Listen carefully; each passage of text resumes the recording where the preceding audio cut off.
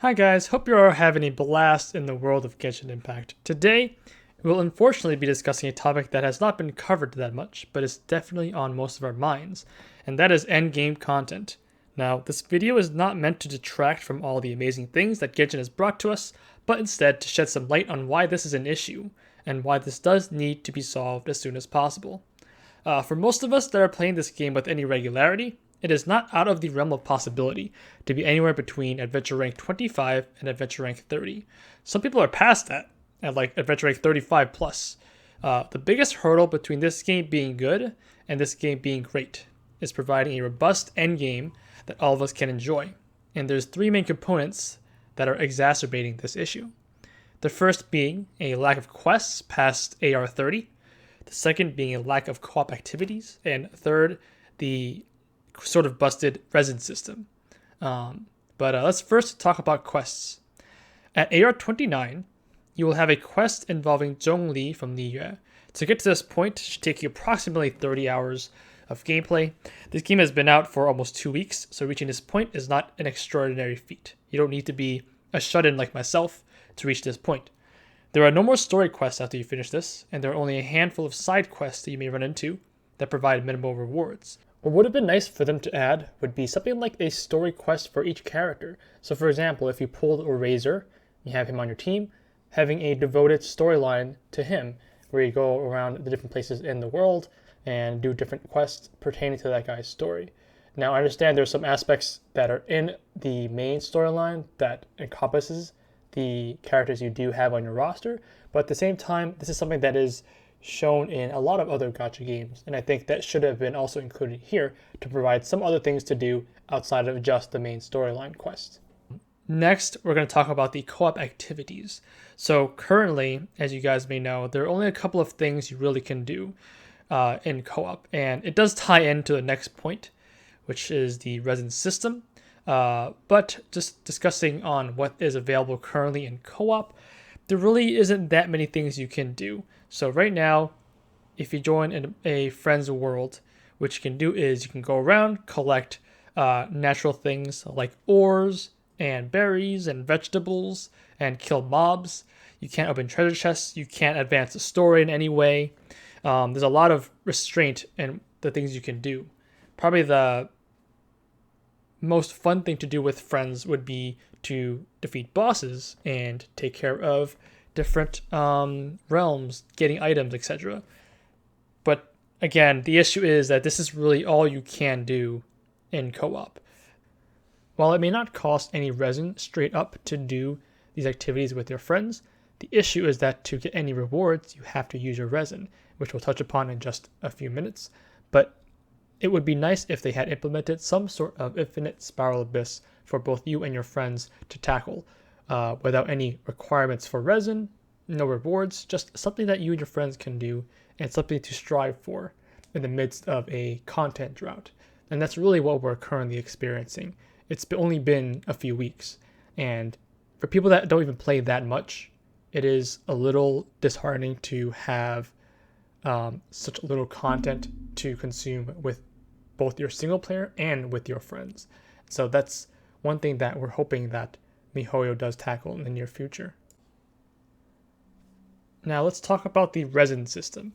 After playing both the closed beta and the global release, I think it's safe to say that the resin system needs a complete overhaul.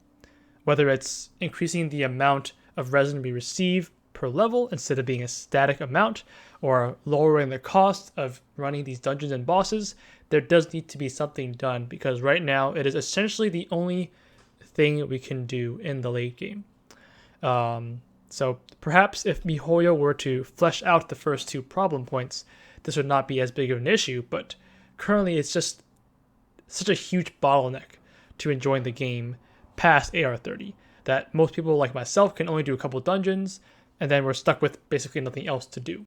Now I think there are a couple of facets to this issue, one of which, as mentioned, it is pretty much the only resource that we will be using frequently in the late game, because it is pretty much the only content that we can consume other than the Spiral Abyss. Any of those bosses and regions are really the only thing we can do because we're looking to optimize the equipment that our characters have. That's how the end game is for a lot of these gacha games. Now, if it was a system where the resin maximum were to scale with your level, this could probably be mitigated and would not be as big of a deal. But because it is capped at 120, regardless of what adventure rank you are, and in addition to that, the drops that you receive from a lot of these bosses are random, and the stats on these items are also random, adds to this system where it feels like you can only do a couple of things a day. You don't feel like you really accomplished anything. And basically, once you reach that AR30 threshold, this is just a rinse and repeat type of system. And it's just a little unfortunate because I feel like the first 30 adventure ranks are so chock full of wonderful experiences that to see the experience after AR30 become so barren, it's just a really stark difference that a lot of us are really trying to understand. Now, I want to bring up something that was shared on the Genshin subreddit, courtesy of Heron Plays here. So as you can see, this is a daily task list comprising of all the things you can do once you're past AR30. Once you've wrapped up your quests and done the Geoculi and Homunculi hunts.